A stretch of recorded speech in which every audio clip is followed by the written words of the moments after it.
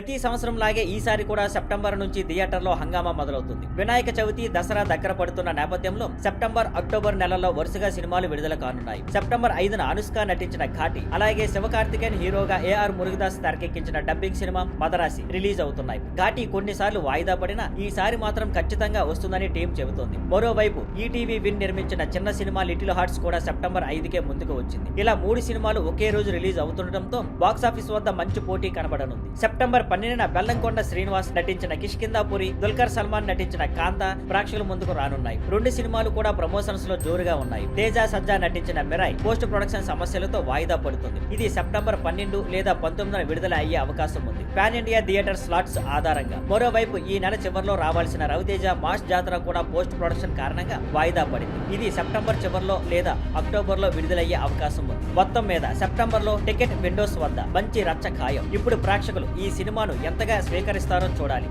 Thank you for watching. Please like, share and subscribe.